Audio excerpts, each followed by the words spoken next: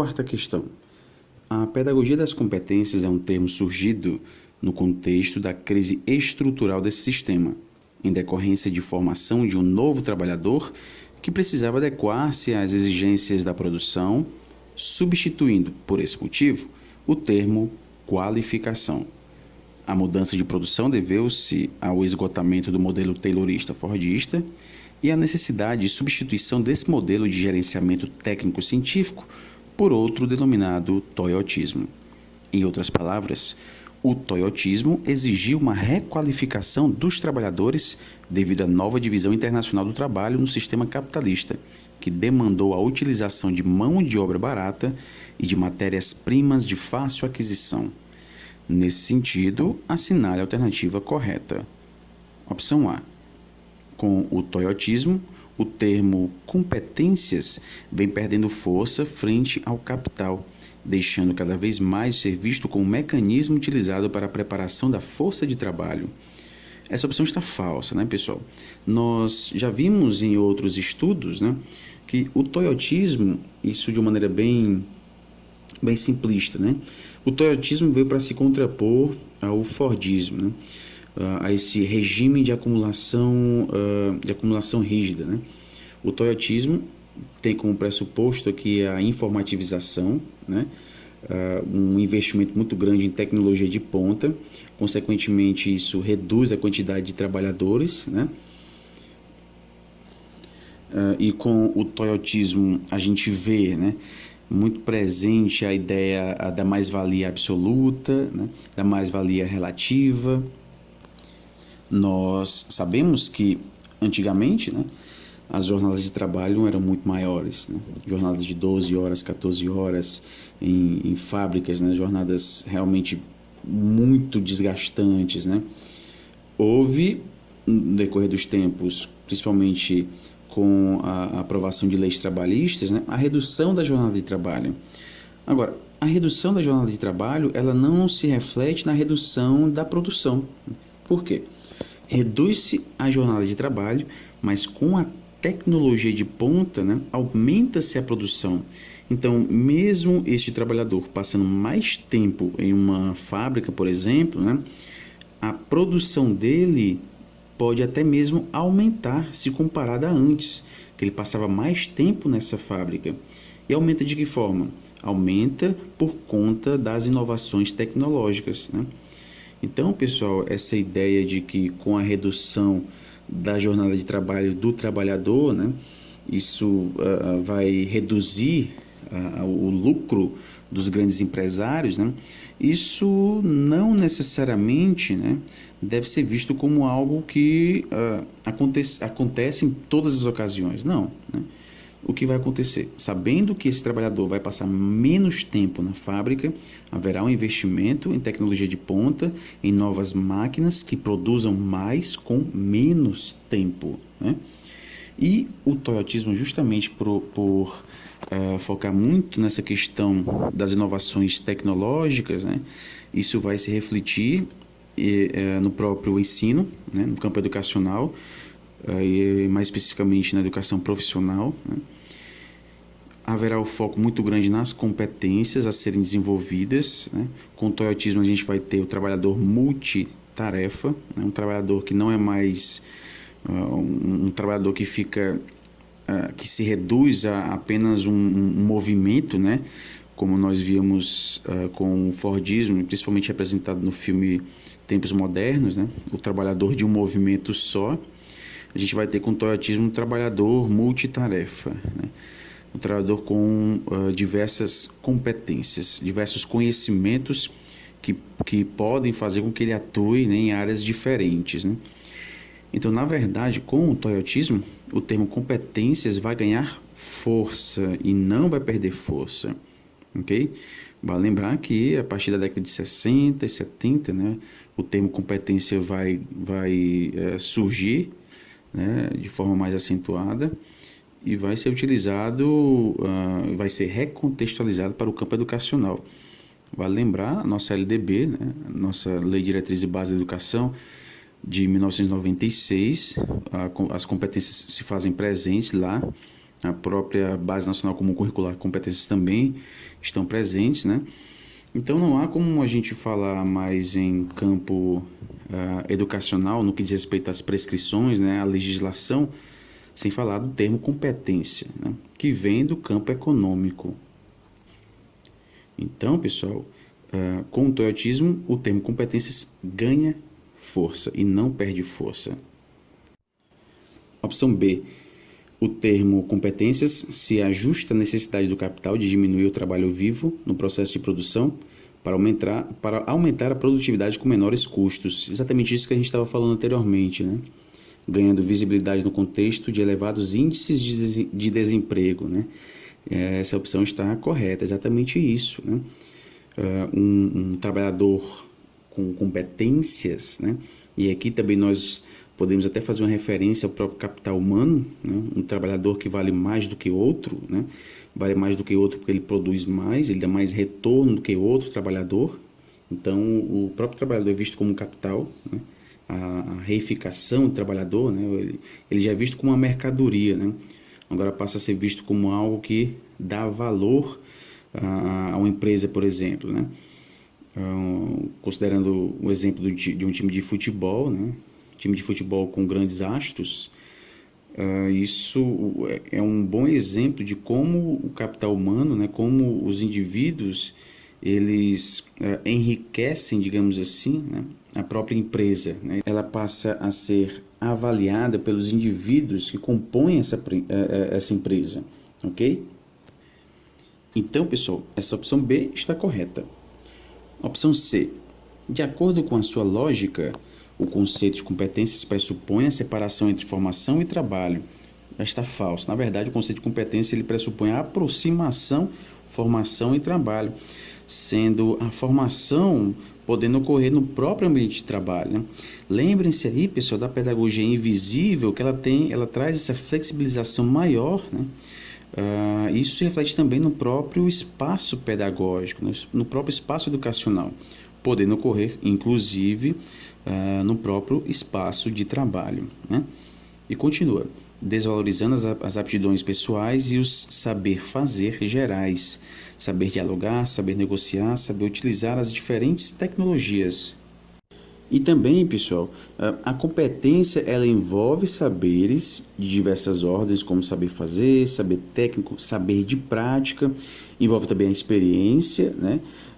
E aqui nós temos o saber tácito e também envolve o saber ser, né? Que aqui já traz a questão das qualidades pessoais.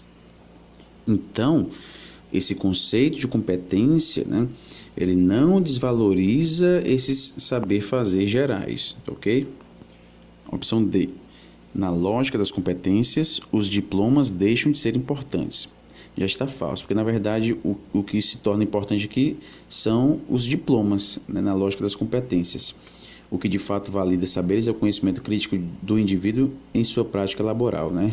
Isso que já vai de encontro a essa lógica das competências, né? A lógica das competências valoriza essa pedagogia dos diplomas, né? E desvaloriza esse conhecimento crítico do indivíduo. Não é importante, não é interessante para principalmente as elites, né? Quem detém o poder político, econômico, que o indivíduo seja crítico, que o indivíduo seja alguém que questione a sociedade na qual vive, né? Então, o ideal é que justamente esse indivíduo seja um indivíduo passivo, né? Que conformado com a realidade, né? Um mero reprodutor, ok? Quinta questão. Basil Bernstein demonstrou que a competência recontextualizada criou uma prática pedagógica específica, basicamente na pré-escola e na escola primária, né? De fato, ele focaliza muito, né, essas etapas, né? A pré-escola e a escola primária. Mas diz que os resultados de suas pesquisas podem ser perfeitamente aplicados, né, ou utilizados nas demais etapas, ok? Nesse sentido, o pesquisador destaca a existência de dois grupos de educadores que estão nos extremos da hierarquia educacional: os professores primários de um lado e professores universitários e pesquisadores de outro. O resultado disso tem sido a profissionalização e a elevação do status do professor primário e pré-escolar. Um status não baseado numa competência específica, mas com base em uma identidade educacional fraca, nenhum conteúdo. O status dos professores, sob esse prisma, funda-se no controle difuso, tácito e simbólico, o qual é legitimado por uma ideologia explícita e fechada, a essência da fraca classificação e fracas estruturas. No que diz respeito à presença da competência recontextualizada no âmbito da pedagogia, é correto afirmar. Então, vamos analisar aqui por partes agora este enunciado. Primeiramente, nós temos aqui a referência a dois grupos de educadores, né? Professores primários e professores universitários e pesquisadores de outro. Nós temos a profissionalização e elevação do status do professor primário e pré-escolar. E vejam aqui que há essa questão da identidade educacional fraca, né? Nenhum conteúdo. E esses professores da pré-escola, né? Professores do primário, eles teriam esse controle difuso, tácito, simbólico, né? Aqui nós podemos perceber uma aproximação muito grande com a pedagogia invisível. Então, essa pedagogia invisível, ela vai se fazer presente, né, na pré-escola, nos primeiros anos escolares. É como se não existisse muito controle nesse campo, né? Principalmente nessas etapas da educação. O controle ele vai se tornando mais rígido, né, nas demais etapas da educação. Pois bem, o comando da questão nos pede para que a gente marque a opção correta, né, que traga uma referência aí à presença dessa competência recontextualizada no âmbito da pedagogia. Então vamos lá. Opção A. A pedagogia invisível é um sistema que proporciona abertura em relação à família e aos graus de hierarquia educacional, sendo, portanto, antagônica ao conceito de competência. Essa opção está falsa. E por quê? Nós vimos anteriormente que essa pedagogia invisível, ela traz essa perspectiva de uma maior flexibilidade dos campos educacionais, né? Flexibilidade também se reflete nos próprios critérios de avaliação, né? Também em uma maior autonomia do professor, em um agir muitas vezes inconsciente, mecanizado desse professor, né? E essa pedagogia invisível, justamente por ser mais difusa, por não ser de fácil compreensão de como se dá esse processo educativo, ela fica mais complexa para a família, né?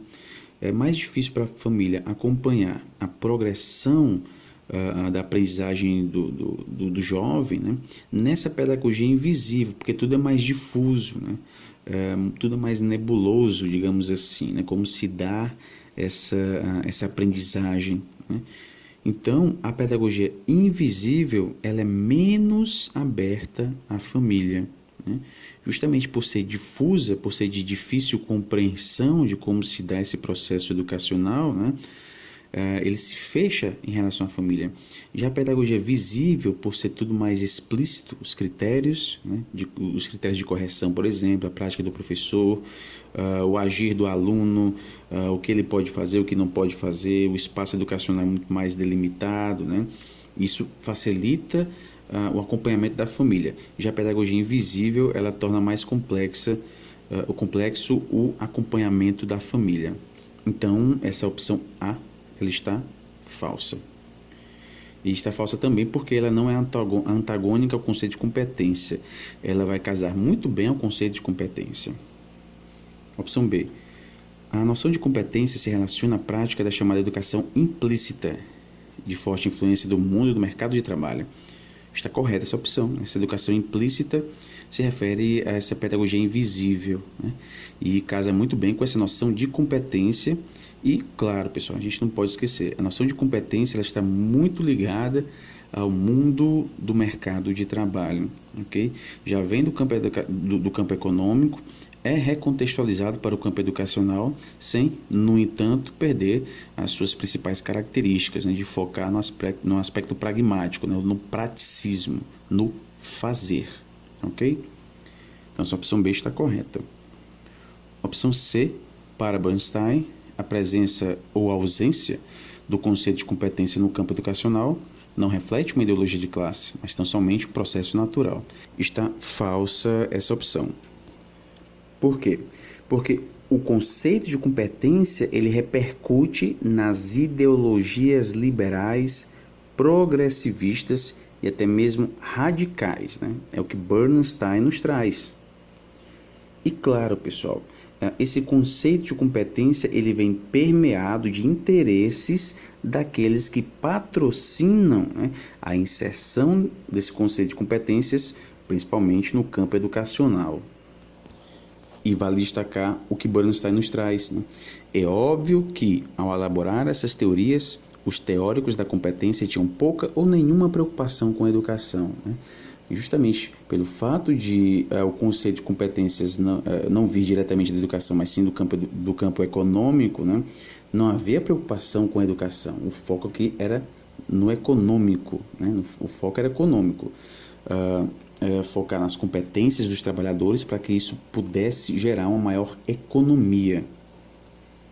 E é claro, né, ao serem recontextualizados para o campo educacional, ao ser recontextualizado, o conceito de competência vai se utilizar de áreas científicas, né? Daí ele cita Chomsky, Piaget, Garfinkel, né, Levi-Strauss e por aí vai. Então, pessoal, essa opção C está falsa. A opção D, Bernstein traz o conceito de desempenho para mostrar que tanto a competência como o desempenho são ideias sinônimas e se referem a práticas que têm raízes no campo educacional. Essa opção está falsa, pessoal. E é bem simples. Se competência e desempenho fossem ideias sinônimas, não faria sentido haver a divisão que Bernstein faz nem sem próprio artigo, né? Ele traz de um lado as competências e de outro lado o desempenho, né? Com as suas características específicas. Então ele não aborda competência e desempenho como ideias sinônimas, ok? E essas práticas não têm raiz no campo educacional. Ele faz questão de dizer que a competência ela não tem raiz no campo educacional, ela foi recontextualizada para o campo educacional. Sexta questão. No campo da pesquisa educacional, quando se fala de competências, há opiniões divergentes a respeito de sua utilização na educação. Marise Ramos, por exemplo, sinaliza que o objetivo de se utilizarem as competências é reordenar conceitualmente a compreensão da relação trabalho-educação, desviando o foco dos empregos, das ocupações e das tarefas para o trabalhador em suas implicações subjetivas com o trabalho.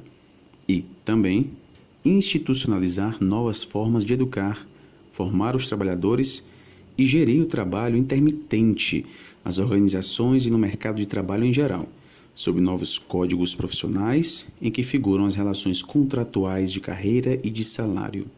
Dessa forma, a pesquisadora propõe que a noção de competência deve apresentar-se como objeto de análise crítica pelos educadores, trabalhadores e todos os demais intelectuais orgânicos da classe trabalhadora, com o fim de ser o real significado e a essência do fenômeno a que faz referência.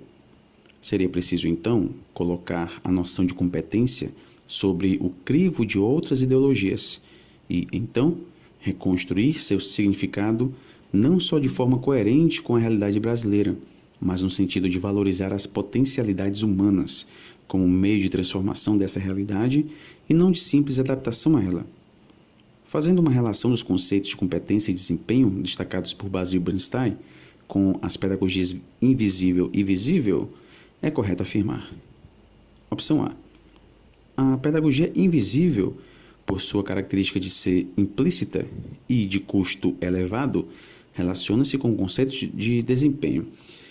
Está falsa a opção, né? De fato, a pedagogia invisível ela tem essa característica de ser implícita, né, e de custo elevado, nós já vimos isso, mas ela não se relaciona com o conceito de desempenho, ela vai se relacionar com o conceito de competência, ok? Este aí é o equívoco da opção A. Opção B. Os modelos de desempenho, por terem como características orientações avaliativas explícitas, forte controle da prática pedagógica em um baixo custo, fazem referência à chamada pedagogia visível. Está correta essa opção, né? Então, daí, pessoal, tem a importância de a gente compreender a pedagogia visível e invisível, né? Vocês podem ter se perguntado por que eu estou falando tanto de pedagogia visível e de pedagogia invisível. Porque a pedagogia visível ela vai trazer características do desempenho. E a pedagogia invisível vai trazer características da competência. Então, se a gente compreende ambas as pedagogias, a gente também vai compreender as características de competência e de desempenho, ok? A noção de desempenho no campo educacional e a noção de competência no campo educacional, ok? Então, pessoal, essa opção B está correta. Os modelos de desempenho eles vão se relacionar com essa pedagogia visível, ok? Baixo custo, orientações avaliativas explícitas, né? Tudo está muito bem orientado, forte controle da prática pedagógica. Daí, pessoal, mais uma vez destacar, o professor é menos autônomo naquilo que ele faz, há um âmbito prescritivo muito maior, né? Uma prescrição que vem muitas vezes de cima, né? Uma normatização que ele deve seguir, o conteúdo que ele deve aplicar, ok? Já na pedagogia invisível, a liberdade é maior, né? A autonomia desse profissional é muito maior. E geralmente essa autonomia dele, né, essa, entre aspas, liberdade, acaba se refletindo em uma falta de atualização dele mesmo, uma falta de formação contínua. Esse professor agindo da mesma forma como agia há 30 anos. Né? A liberdade ela acaba proporcionando isso. Né? Geralmente quando o professor está numa zona de conforto, né, e se acomoda na sua prática em sala de aula, sem ver a necessidade de se atualizar, né, de ler sobre educação, né, isso vai se refletindo num agir inconsciente, né, num agir mecânico, numa rotina, muitas vezes sem nenhum tipo de reflexão crítica, ok? Então, pessoal, essa opção B está correta. A opção C, elevada autonomia, custo elevado e fraco controle. Então, se a gente visse apenas até esse ponto, autonomia elevada, custo elevado e fraco controle, sabemos que isso aqui faz referência à pedagogia invisível. Se nós vimos que a pedagogia invisível ela vai casar muito bem com a ideia de competência, né? Então vamos ver aqui o restante. São características dos modelos de competência, beleza, né? Até aqui está correto, relacionando-se perfeitamente com as pedagogias visíveis. Não, aqui que está o equívoco. Relacionando-se perfeitamente com as pedagogias invisíveis e não as pedagogias visíveis. É aqui que está o equívoco, ok? Opção D. A definição rígida dos espaços pedagógicos. Então, vamos lá. Até aqui nós temos uma referência à pedagogia visível, né? Avaliação sob critérios explícitos, pedagogia visível. Foco no desempenho dos aprendizes, visível. São características dos modelos de desempenho, ok, né? Relacionando-se com as pedagogias invisíveis. É aqui que está falsa, né? Só muda isso, pessoal. A opção D, ela está falsa justamente por conta da última palavra. Relacionando-se com as pedagogias visíveis e não pedagogias invisíveis, ok? As opções C e D, elas se tornam falsas por conta da última palavrinha, né? Na opção C, nós temos uma referência às pedagogias invisíveis. E na opção D, nós temos uma referência às pedagogias visíveis. Tá ok? Sétima questão. As pedagogias invisíveis são baseadas em um conceito de tempo da classe média, porque essas pedagogias pressupõem uma longa vida educacional. Se todas as crianças deixassem a escola aos 14 anos, não haveria pedagogias invisíveis. As pedagogias visíveis são reguladas por uma sequência explícita de regras, isto é, a progressão da transmissão é ordenada no tempo por regras explícitas. Em uma escola, a programação de estudos regula a progressão da matéria no tempo e o currículo regula a relação entre matérias e aquelas selecionadas como apropriadas para determinadas idades. Esse trecho foi extraído do artigo intitulado Classes e Pedagogia, Visível e Invisível, de Basil Bernstein, né? Também está disponível aí na plataforma. No que diz respeito à categoria de tempo, algo visto como comum nos modelos de competência e de desempenho, assinale a alternativa incorreta. Opção A. As regras sequenciais, quando são explícitas, definem os estágios futuros esperados da consciência e do comportamento da criança. Essa opção A está verdadeira, né? Quando a gente tem regras explícitas, né, a gente sabe a sequência dessa atividade pedagógica, contudo está muito bem explícito, né? Temos a característica da pedagogia visível, ok?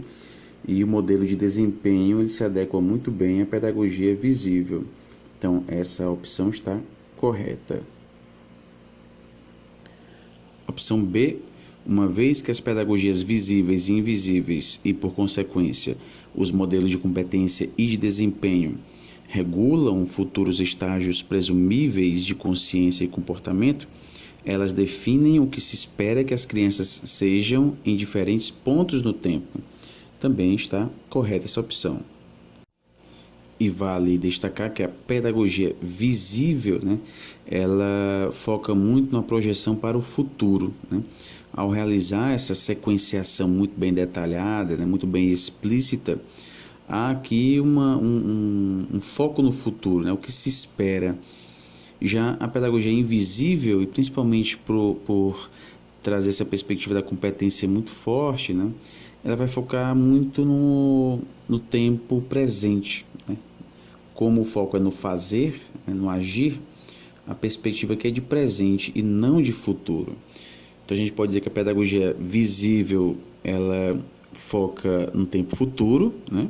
Resultados para serem obtidos no tempo futuro, e a pedagogia invisível, resultados para serem adquiridos no tempo presente, né? Opção C, os modelos de competência e desempenho estão fundados em conceitos semelhantes de infância e sua progressiva transformação, conceitos que têm sua origem em diferentes frações da classe média. Essa opção está falsa, pessoal. E vejam só, no que diz respeito às pedagogias visíveis, né, que focam nesse aspecto do desempenho, nós temos aqui uma regulamentação mais rígida, né? O processo educacional é muito mais explícito. A gente vai ter a regulamentação de estágios futuros que são presumíveis, né? Que essas crianças adquiram, né, esse conhecimento em estágios futuros. Então, aqui uma digamos, projeção para essa criança. Já na pedagogia invisível, né, que traz a ideia de competência, essa projeção para o futuro vai ser deixada de lado. Então, pessoal, a gente pode dizer que as pedagogias visíveis e invisíveis são reguladas por regras sequenciais diferentes, opostas. Há aqui diferentes conceitos de infância e sua progressiva transformação. E a gente viu isso muito claro, né? Uma vez que a pedagogia invisível, né, ela foca muito no tempo presente e a pedagogia visível no tempo futuro, né? Ela projeta o que acontece hoje, né? O que acontece hoje ela vai projetar para o futuro, né? Os resultados, baseando aqui nos futuros que são esperados, né, da própria consciência e do comportamento da criança. Já no caso da pedagogia invisível, a gente vai ter aqui um foco muito grande no desenvolvimento interno da criança. Daí o foco mais biológico, né, que é também uma característica da própria ideia de competência. Então, pessoal, essa opção C, né, ela está falsa. Os modelos de competência e desempenho não estão fundados em conceitos semelhantes de infância. Opção D, nos modelos de competência, o tempo não é explícita ou minuciosamente pontuado como marcador de diferentes atividades. Como consequência, A pontuação do tempo não constrói um futuro. Por isso, o tempo presente é enfatizado, né? Exatamente essa é uma característica do modelo de competência, né? Da pedagogia invisível. O tempo presente é enfatizado, né? O fazer. O que é enfatizado aqui é no agora, né? É no fazer agora. Típico da ideia de competência. Típico da característica de uma educação pautada, né, nos ideais neoliberais. Educar para o fazer agora, ok? Então, essa opção D está verdadeira. Oitava questão. Em um primeiro momento, as pedagogias invisíveis requerem para sua transmissão uma estrutura material diferente daquela sobre a qual é fundada a pedagogia visível. Uma pedagogia visível requer apenas um espaço fixo muito pequeno, essencialmente uma mesa, um livro e uma cadeira. Texto extraído, né, do artigo Classes e Pedagogias, Visível e Invisível, de Basil Bernstein. No que diz respeito à categoria de espaço, presente nos modelos de desempenho e competência, é correto afirmar. Opção A. Nos modelos de desempenho, os educandos têm controle considerável sobre construção dos espaços pedagógicos, né? Essa opção já está falsa porque nos modelos de desempenho os educandos não têm esse controle considerável. Eles vão ter, na verdade, sobre a construção dos espaços pedagógicos, e nos modelos de desempenho a classificação é forte, ok? É forte. A classificação fraca é característica da pedagogia invisível, ok? Como nós temos aqui uma referência aos modelos de desempenho, né? Uma vez que é o próprio tópico da opção A, nos modelos de desempenho, os educandos têm controle fraco, né, da construção dos espaços pedagógicos, uma vez que o campo de liberdade é bem menor, né, eles são mais dependentes, né, são menos autônomos. A classificação é forte, né, até porque se trata de uma pedagogia visível, né, nos modelos de desempenho. Okay? Então, essa opção A ela está falsa. Na opção B, a falta de limites regulatórios que restringam o acesso e a movimentação dos educandos é uma característica das pedagogias invisíveis, estando presente nos modelos de competência. Está correto, né? Justamente a falta de limites regulatórios, né? Essa flexibilidade maior, né? Esse controle difuso, né? É uma característica das pedagogias invisíveis e, de fato, elas estão presentes nos modelos de competência. Opção C. Nas pedagogias invisíveis, os limites regulatórios que restringem o acesso e distribuem os movimentos são explícitos e bem demarcados. Já está falso porque, na verdade, está fazendo referência às pedagogias visíveis e não às pedagogias invisíveis, né? Nas pedagogias invisíveis, a gente tem o controle difuso, né? Não há esses limites regulatórios que restringem o acesso, né? A classificação também não é forte, ela é fraca. E trata-se do modelo de competência e não desempenho, como nós temos aí na opção C. Opção D, as pedagogias invisíveis relacionam-se através do espaço rigidamente classificado. Já está falso, né? Esse espaço não é rigidamente classificado, é um espaço mais amplo, né? Um espaço onde há uma possibilidade maior de liberdade dos aprendizes, né? Isto é, há limites muito fortes entre um espaço e outro, está falso, né? E o controle dos espaços é também rigidamente classificado. O que nós temos aqui são características das pedagogias visíveis e não das pedagogias invisíveis. Então, essa opção D está falsa. Nona questão. Onde a pedagogia é visível, a hierarquia é explícita. Espaço e tempo são regulados por princípios explícitos. Há rígidas fronteiras entre espaços, tempos, atos, comunicações. O poder exercido pela hierarquia mantém limites rígidos e o isolamento das coisas. Quando a criança aprende essas regras, adquire a classificação. Uma infração da classificação é imediatamente visível, quaisquer que sejam os sinais de infração. Algo fora de seu lugar, comunicação, ato, pessoa, objeto.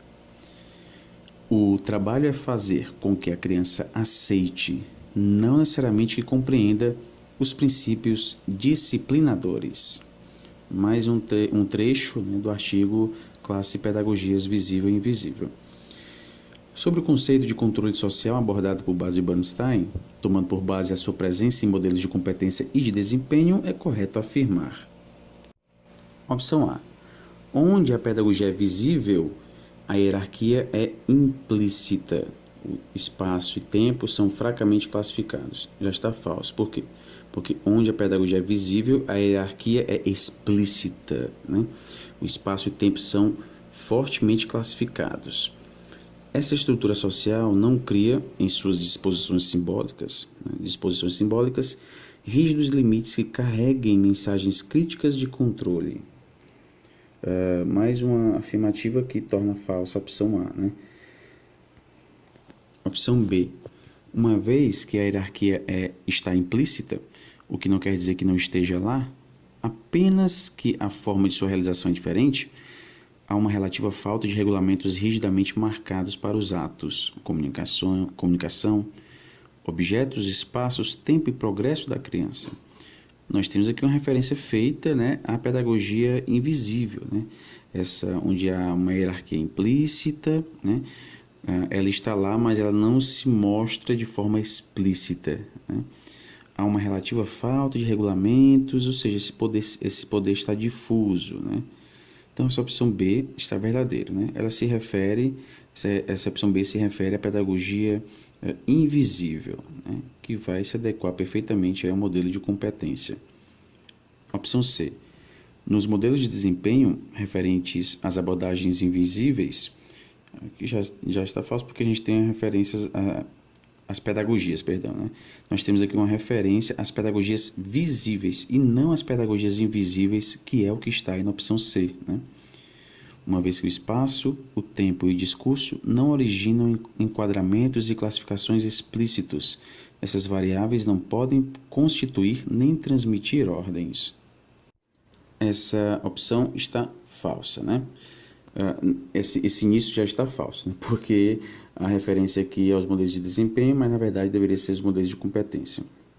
A falta de enquadramentos e classificações explícitos torna a possibilidade de uso de controle posicional uma estratégia de baixa prioridade. Também reforça aí a opção como sendo falsa, né? Tudo isso aqui, pessoal, se refere aos modelos de competência e não aos modelos de desempenho. Opção D. Nas pedagogias invisíveis, o espaço, o tempo e o discurso originam classificações e enquadramentos explícitos.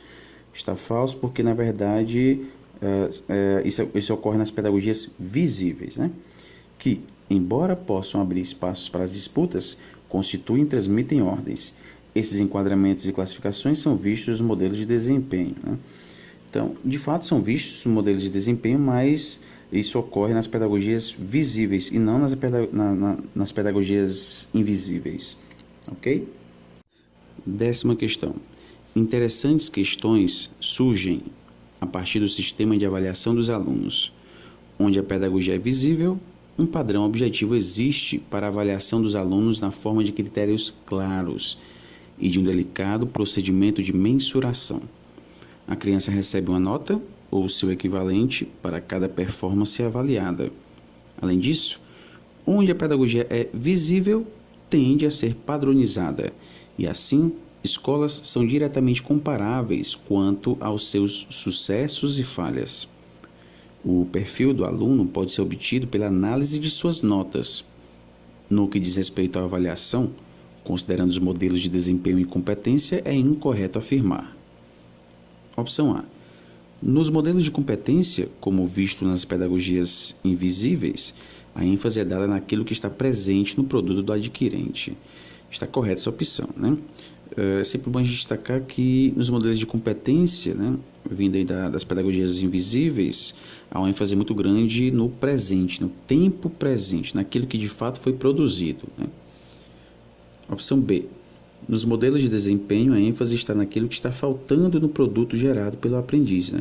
Então, se está faltando, pensa-se numa perspectiva de futuro, né, para não faltar. Então, o que deve ser feito, né? Como visto nas pedagogias visíveis, se a ênfase estiver naquilo que está ausente no produto do adquirente, então os critérios serão explícitos e específicos, e o aprendiz tomará consciência de como reconhecer e realizar um texto legítimo. Está verdadeira, né, essa opção. Opção C, nos modelos de competência, os procedimentos de avaliação são múltiplos, difusos e não facilmente sujeitos a uma aparente mensuração. Né? Exatamente isso. Né? Os modelos de competência, a gente vai ter aí a pedagogia invisível, né? Critérios muito difusos, flexíveis, né? Difícil de a gente mensurar o aprendizado do aluno, né? Quanto mais a própria família acompanhar a aprendizagem dele. Né? Isso torna complexa a comparação entre alunos e também a comparação entre escolas. Né? Está correta essa opção. Opção D, as pedagogias invisíveis presentes nos modelos de competência são mais adequadas aos filhos da classe trabalhadora, uma vez que possibilitam uma readequação do ambiente estrutural familiar para o acompanhamento do desenvolvimento pedagógico das crianças.